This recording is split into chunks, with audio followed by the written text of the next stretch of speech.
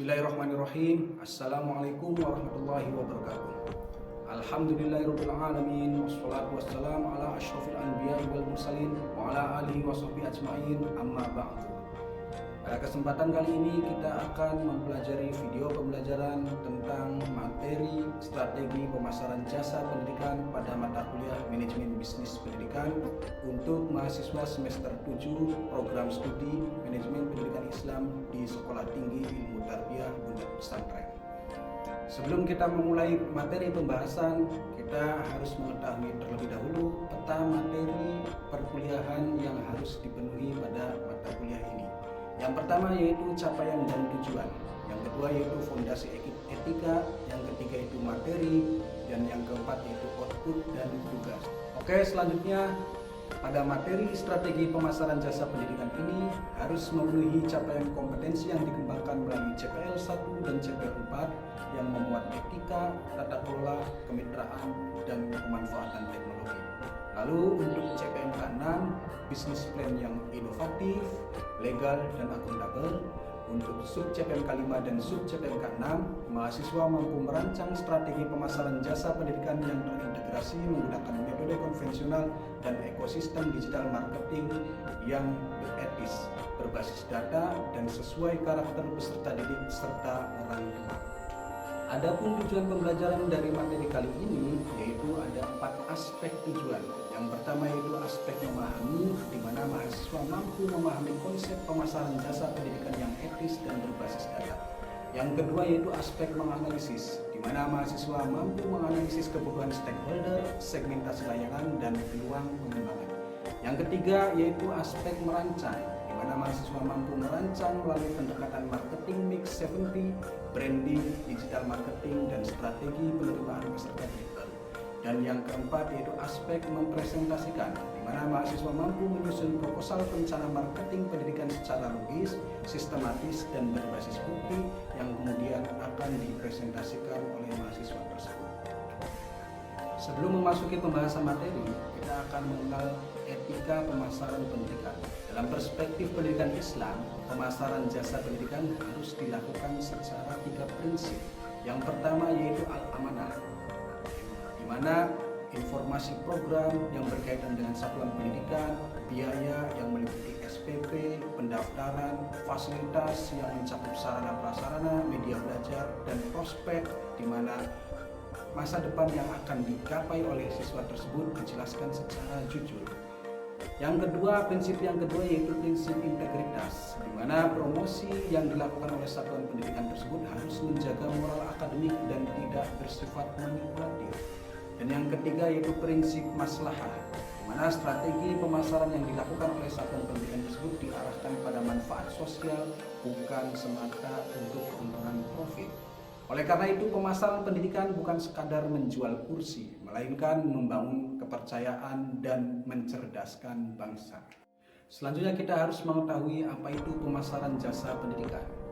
Pemasaran jasa pendidikan merupakan serangkaian kegiatan yang dilakukan oleh lembaga pendidikan, baik dalam bentuk sekolah ataupun madrasah atau perguruan tinggi, untuk mengenalkan, menawarkan, melayani, dan mempertahankan kepercayaan peserta didik, orang tua, masyarakat, alumni, serta pemangku kepentingan lainnya terhadap pelayanan pendidikan yang telah diberikan. Dalam konteks pendidikan, pemasaran tidak hanya bertujuan menarik siswa atau mahasiswa baru, tetapi juga membangun citra lembaga, menunjukkan mutu layanan, menyampaikan keunggulan program-program, serta menciptakan hubungan jangka panjang dengan masyarakat. Dalam konteks bisnis, jasa pendidikan mempunyai karakter tersendiri, berbeda dengan bisnis lainnya, apalagi bisnis dalam bentuk produk. Karena pendidikan itu adalah bisnis dalam bentuk jasa. Karakter jasa pendidikan diantaranya adalah mempunyai karakter intangibility, di mana suatu satuan pendidikan itu memberikan layanan yang tidak punya wujudnya, tetapi perlu adanya bukti suatu kualitas. Dan karakter yang kedua yaitu karakter inseparability, di mana produksi dan konsumsi layanan terjadi secara bersamaan. Artinya satuan pendidikan itu memproduksi peserta didiknya agar menjadi peserta didik yang berkualitas, di mana peserta didik itu berlaku juga sebagai konsumen. Yang ketiga yaitu variability, di mana kualitas itu bergantung pada SDM. SDM di sini berarti meliputi tenaga pengajar, pengajar yang kompeten, guru atau karyawan, lalu meliputi proses dan budaya yang berarti lingkungan sekitar satu pendidikan lingkungan sekolah atau madrasah.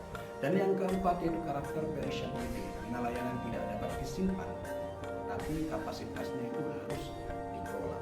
Itulah karakter jasa pendidikan dalam perspektif bisnis.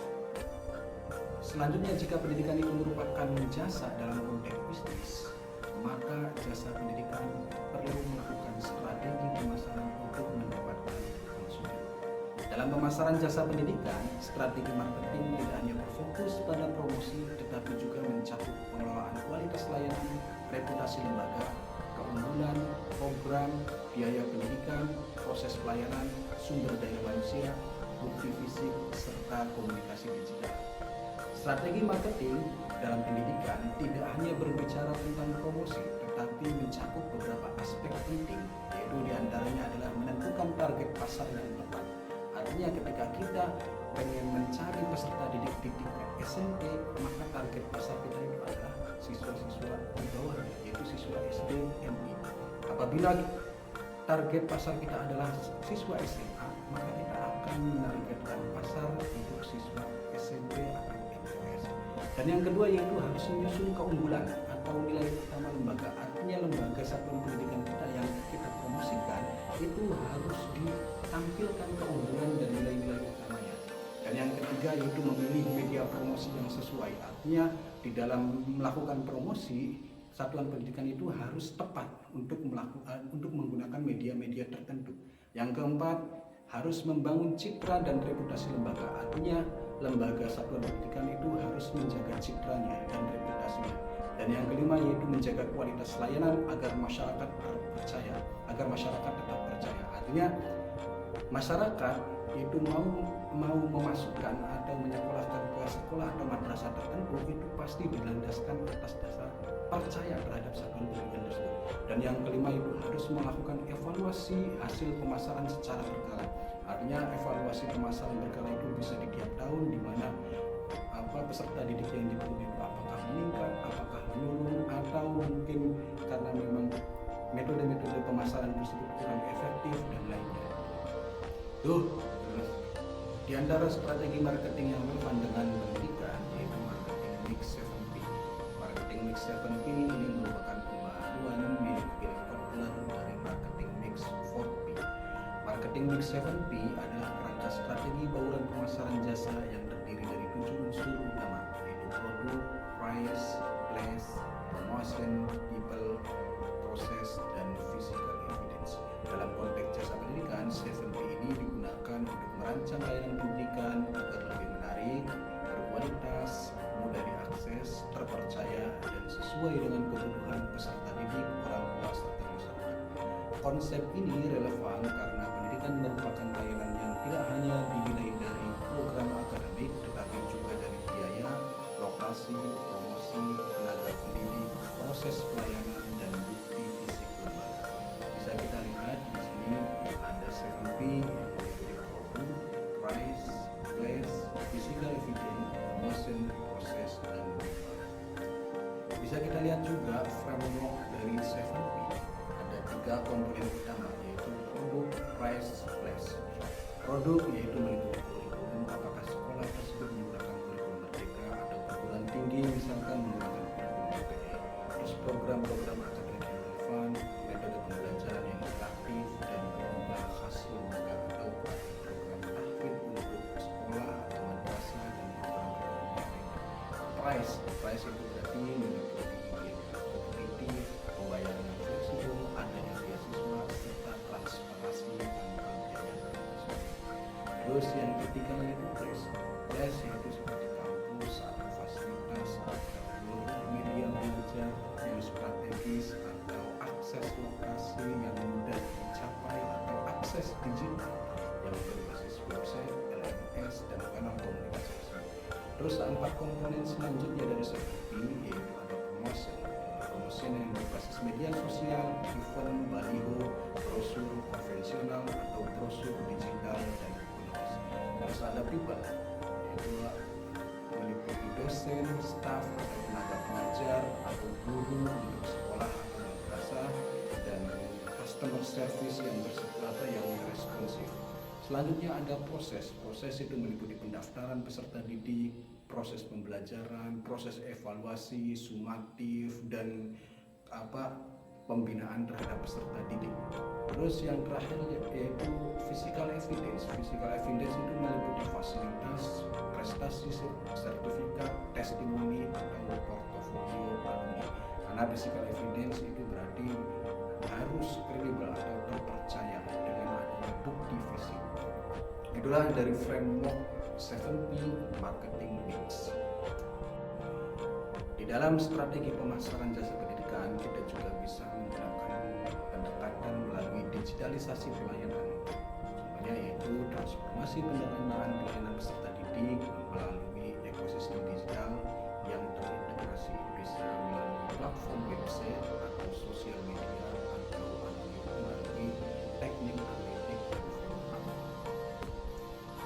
Strategi pemasaran jasa pendidikan juga bisa ditempuh dengan pendekatan branding identity dan distinctiveness, di mana lembaga perlu menegaskan nilai unik yang membedakan dari kompetitor atau lembaga pendidikan yang lain. Unit satuan pendidikan yang kuat itu harus bisa menjawab mengapa calon peserta didik atau orang tua memilih lembaga pendidikan ini. Bisa apakah karena akreditasi atau karena program-programnya yang unggul, atau karena proses pembelajaran yang lebih menarik, atau karena fasilitasnya yang mendukung. Branding identity juga bisa direalisasikan melalui visual identity, bisa melalui brand voice, dan juga bisa melalui storytelling. Karena brand bukan hanya sebatas itu, tapi janji kualitas layanan yang dihadirkan publik. Terakhir, kita simpulkan materi video pembelajaran kali ini. Pemasaran pendidikan adalah manajemen kepercayaan. Fokusnya itu bukan sekadar pada promosi, tetapi kualitas layanan dan kemaslahatan. Digital marketing harus berbasis data dan etika, karena digital digunakan untuk transparansi, respon cepat, dan pengambilan keputusan. Strategi marketing mix 7P memberikan struktur analisis yang utuh, mencakup produk, biaya, akses, promosi, sumber daya manusia, proses, dan bukti fisik yang harus saling konsisten. Akhir, tugas yang akan mengarah pada bisnis brand yang layak. Proposal harus realistis, terukur, legal, akuntabel, dan relevan dengan lembaga pendidikan Islam. Berikut tugas terstruktur proposal strategi marketing pendidikan. Nanti mahasiswa akan melakukan satu siklus praktik pemasaran pendidikan mulai dari riset sampai evaluasi. Yang pertama itu akan melakukan riset pasar, kemudian akan merancang strategi, yang ketiga melakukan produksi konten, dan yang keempat melakukan eksekusi kampanye melalui sosialisasi dan lainnya, dan yang kelima yaitu akan melakukan evaluasi dampak terhadap kegiatan pemasaran pendidikan tersebut. Output dari produk akhir harus menggunakan proses, strategi, konten, dan evaluasi.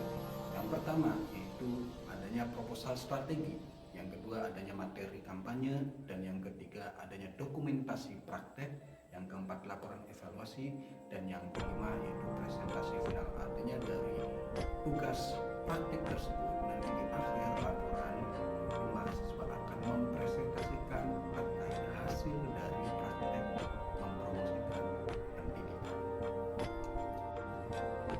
Laporan tugas akhir praktik pemasaran jasa pendidikan dapat dikirimkan melalui link yang tertera di dalam deskripsi video di bawah ini. Itulah pemaparan dari materi strategi marketing